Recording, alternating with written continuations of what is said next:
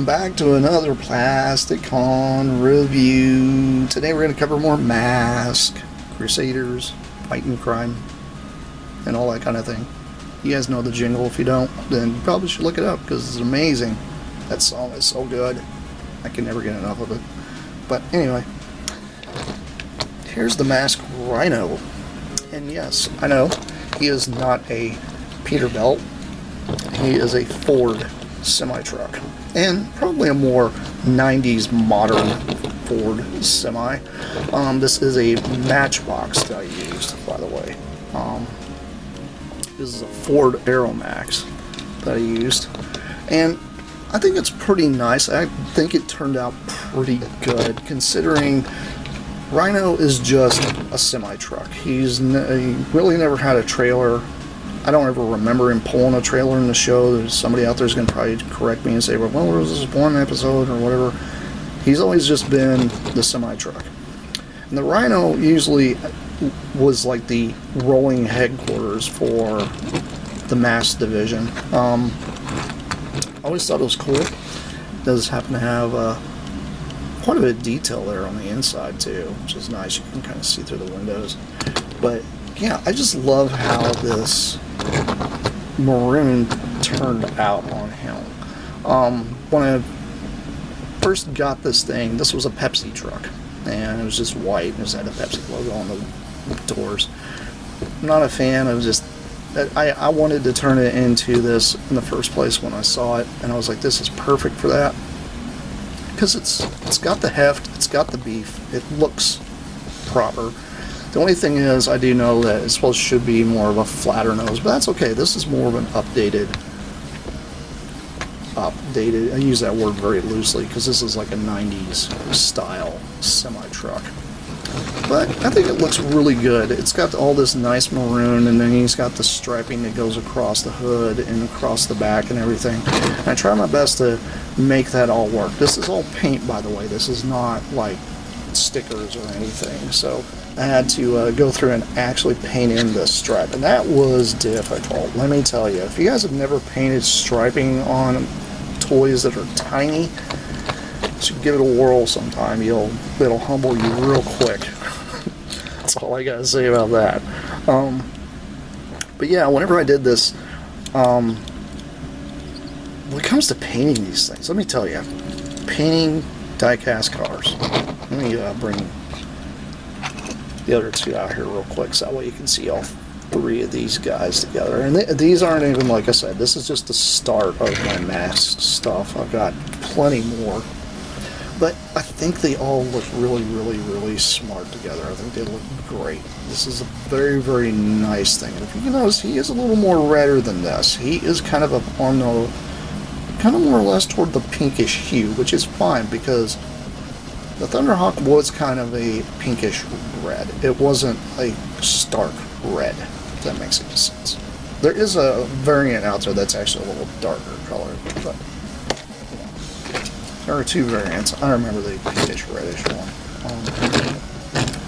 But anyway, if you didn't know anything about the Rhino would actually have a whole thing here where the back trailer hitch portion, about this much, would actually pop loose and become like a vehicle on its own.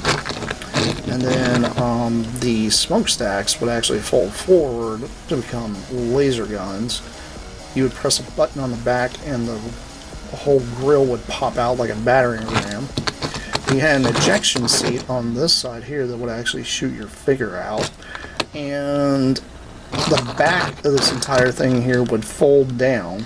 And then you'd have a missile launcher that was here. You'd press a button and it would shoot a missile off. So, I mean, if you guys have ever seen the Mask logo, this thing's literally sitting on the Mask logo. So, I mean, it's literally that.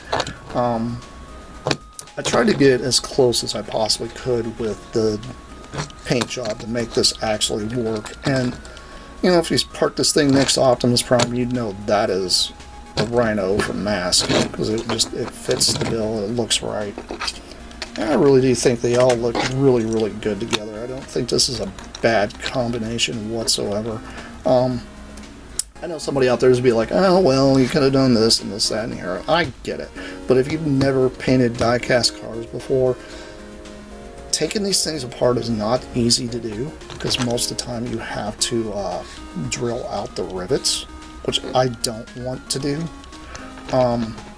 I do know there's ways of doing that. Some people drop them down into a thing to eat off all the old paint, and they'll airbrush everything. I don't have the capability of airbrushing here where I live. I just don't. I don't have the room for it. I don't have the ventilation for it. And honestly, it's a big expense that I don't want to get into. So, but I just wanted to do this to kind of show you guys what is, I have capability of doing. This was all done with paint pens. Most of these were done with paint pens. I think this one here I did paint pen, but I also had to do a little bit of dip the paint pen, dab some of this stuff out, then take a tiny little brush and get in there. Now I do remember whenever I did work on the Rhino, I had to take a piece of cardstock and I shoved the cardstock underneath all the chrome and where the wheels were, so that way I wouldn't paint any of that when I was painting this part. So that way it wouldn't get in there. Now when it comes to the headlight situation is a lot harder. It's really difficult to get around this, especially when this is a whole stark white truck. That's what this was. If you find a maroon truck like this and all you gotta do is paint a stripe on it, good on you, awesome. But I wasn't lucky enough to find one. But yeah, I think this looks great. I love the fact that this is all chrome back here too. Matchbox trucks were some of the best trucks. I know some people are big on Hot Wheels. I've always been across the board with die-cast cars. I've never been a guy that's like, oh, it's gotta be that. No. I like whatever die-cast car I can get hold of. I mean, obviously, I got knockoffs here that work.